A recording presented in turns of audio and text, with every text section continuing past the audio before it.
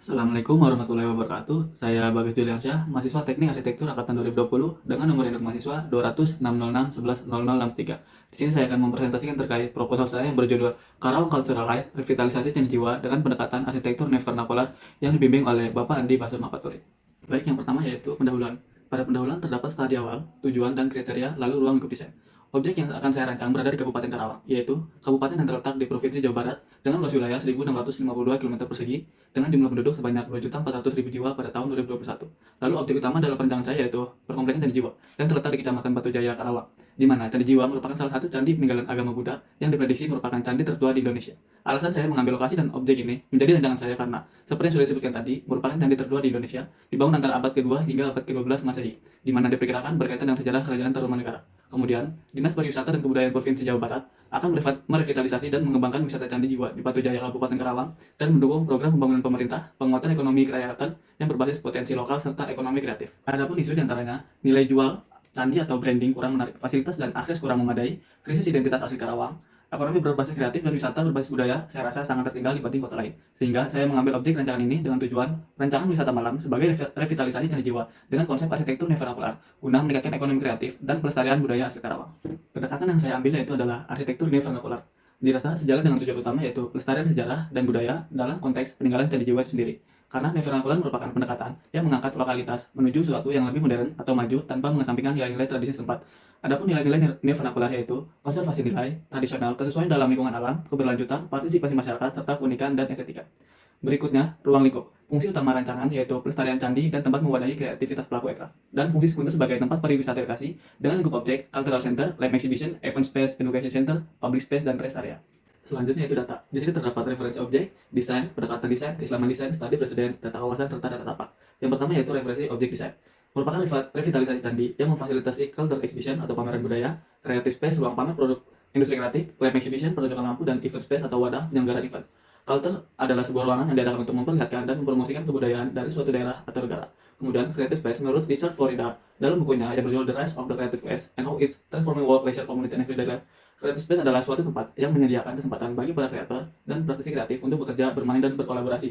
Berikutnya yaitu lab exhibition yang menjadi fokus utama perancangan. Menurut Dr. Christopher, dalam bukunya Lighting Design, mengemukakan bahwa pertunjukan lampu merupakan bentuk seni visual yang menggabungkan unsur-unsur seperti warna, intensitas, dan distribusi cahaya untuk menciptakan pengalaman visual yang menarik, di mana nantinya sekitar area candi diberikan wahana serta pertunjukan lampu guna menarik pengunjung. Kemudian, event space area, event ini terbagi menjadi dua yaitu area indoor dan juga outdoor, guna memaksimalkan acara atau event yang dapat dilaksanakan pada perencanaan ini. Berikutnya referensi pendekatan desain. Tujuan arsitektur neovernakular adalah untuk mengembalikan nilai-nilai arsitektur tradisional yang mendasar, sekaligus memadukannya dengan teknologi modern atau kebutuhan masa kini. Prinsip neovernakular menurut David Pearson yaitu konteks budaya. Arsitektur neovernakular mempertimbangkan konteks budaya lokal dan merancang bangunan, sehingga hasilnya dapat terintegrasi dengan identitas lokal dan menciptakan keterkaitan antara penghuni dengan lingkungannya. Kemudian kesesuaian dengan lingkungan alam. Bangunan harus dirancang dengan memperhatikan kondisi lingkungan alam setempat seperti iklim, topografi, dan vegetasi, sehingga dapat meminimalkan penggunaan energi dan meningkatkan kenyamanan penghuni. Kemudian yaitu teknik konstruksi tradisional. Teknik yang digunakan dalam arsitektur neovernakular harusnya didasarkan pada teknik konstruksi tradisional setempat yang sudah terbukti efektif dan berkelanjutan. Yaitu berikutnya adalah perancangan berkelanjutan. Arsitektur neovernakular harus memperhatikan keberlanjutan lingkungan sehingga pengguna energi dan sumber daya dapat dikurangi serta pengaruh terhadap lingkungan dapat diminimalkan. Selanjutnya, keislaman desain. Tafsir surat Al-Hujurat ayat 13. Ayat ini menekankan pentingnya saling mengenal dan saling menghormati satu sama lain di antara berbagai bangsa dan suku. Ini menunjukkan bahwa keberagaman budaya adalah bagian dari rencana Allah dalam ciptakan manusia. Oleh karena itu, umat Islam diharapkan untuk saling menghormati dan menjalin hubungan yang baik dengan budaya-budaya yang berbeda.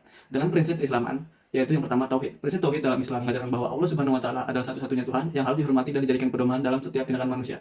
Dipresentasikan dengan estetika pada objek rancangan, berupa keindahan lampu yang mengingatkan kita pada ketuhanan. Kemudian kesederhanaan. Prinsip kesederhanaan ini adalah mengajarkan bahwa kehidupan yang baik adalah yang sederhana dan tidak berlebihan. Diimplementasikan pada pemilihan material yang sesuai dan tidak berlebihan. Kemudian keteraturan. Prinsip ini mengajarkan bahwa kehidupan harus berjalan sesuai dengan aturan dan keteraturan yang jelas. Keindahan, prinsip keindahan adalah Islam mengajarkan bahwa segala sesuatu yang diciptakan oleh Allah Subhanahu wa taala memiliki keindahan dan kesempurnaan tersendiri. Dalam arsitektur, prinsip ini dapat diterapkan dengan merancang bangunan yang indah dan estetis, dengan memperhatikan proporsi, harmoni, dan detail-detail kecil yang memberikan nilai tambah pada bangunan. Kemudian yaitu keterhubungan. Prinsip ini yaitu mengajarkan bahwa manusia harus hidup dalam keterhubungan dan Allah Subhanahu wa taala sesama manusia dan lingkungan sekitar. Diimplementasikan pada penataan sirkulasi dan aksesibilitas pada perancangan. Selanjutnya, prinsip rancangan. Bangunan ini dirancang dengan tujuan menghidupkan kembali wisata sejarah candi jiwa sekaligus meningkatkan ekonomi kreatif dan pelestarian budaya asli Karawang. Oleh karena itu, muncul beberapa prinsip yang dapat diterapkan sebagai acuan, diantaranya Remind, bersifat mengingatkan kembali pada sejarah dan lokalitas budaya agar terus lestari, diimplementasikan pada fungsi bangunan penunjang yang berupa museum budaya. Kemudian Renewal, konsepan baru sebagai upaya dalam menarik minat masyarakat, implementasi pada pertunjukan lampu, dan yang terakhir yaitu Receptable, menjadi wadah bagi para UMKM setempat mendukung proyek pemerintah dalam menghidupkan ekonomi kreatif. Event menjadi jawaban dalam memenuhi kebutuhan ekonomi kreatif. Studi presiden. Yang pertama yaitu di Colomadu yang berlokasi di Solo, Jawa Tengah. Adalah sebuah kompleks industri dan pusat bisnis. Kemudian merupakan pabrik gula Belanda pada masa kolonial, namun kemudian pabrik ini tinggalkan dan terbengkalai selama beberapa dekade. Pada tahun 2014, di Colomadu kemudian direvitalisasi dan diubah menjadi kompleks industri dan pusat bisnis modern.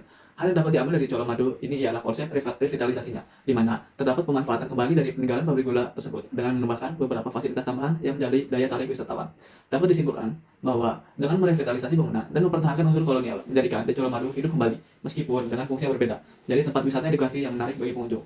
Kemudian yang kedua yaitu Museum Batak TB Silalahi Center, berlokasi di Simalungun, Sumatera Utara. Adalah sebuah museum yang terletak di Kota Parapat, Kabupaten Simalungun, Sumatera Utara, Indonesia. Museum ini didirikan pada tahun 2004 untuk memperingati jasa-jasa TB Silalahi sebagai seorang sastrawan, pengarang, dan budayawan Indonesia yang terkenal. Dirancang oleh arsitek Yoriantar dan didasari pada gagasan tentang integrasi antara arsitektur modern dan tradisional. Museum ini memiliki bentuk yang unik dan atap yang menyerupai serpikan dan dinding yang terbuat dari batu alam lokal. Konsep vernakular pada bangunan ini dapat diterapkan pada rancangan, terutama pada aspek bentuk fasad dan pemilihan material lokal dan juga unsur kebudayaan yang disisipkan di tiap sudut bangunan.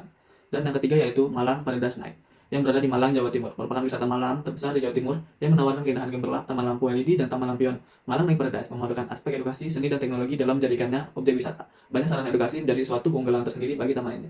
Malang Night Paradise memadukan aspek edukasi, seni, teknologi dalam menjadikan objek wisata. Banyak wahana interaktif yang dapat menarik wisatawan untuk lebih mengeksplor area wisata. Wahana tematik juga menjadi daya tarik tersendiri karena memberikan pengalaman berbeda dan tidak monoton. Konsep tersebut dapat diterapkan pada perencanaan wisata malam, tapas dengan mengimplementasikan pertunjukan lampu yang tematik dan interaktif sehingga pengunjung tidak hanya bermain namun juga ada unsur edukasi yang disuguhkan. Selanjutnya, data kawasan dan data tapak.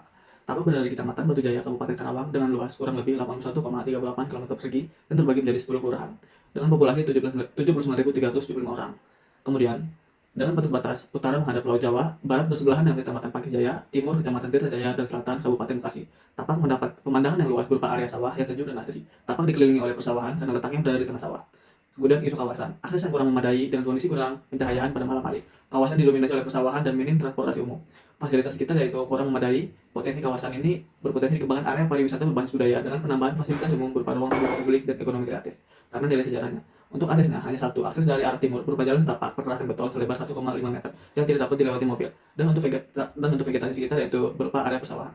Berikutnya yaitu proses desain. Di sini terdapat skema desain dan ide dasar desain. Pada skema seperti di bagan, melalui proses bimbingan dan menghasilkan revisi di mana saya mendapatkan informasi melalui internet dan juga mengunjungi tapak secara langsung. Yang nantinya akan lanjut pada analisis dan konsep dengan output presentasi berupa gambar arsitektur, portofolio, dan animasi 3 dimensi.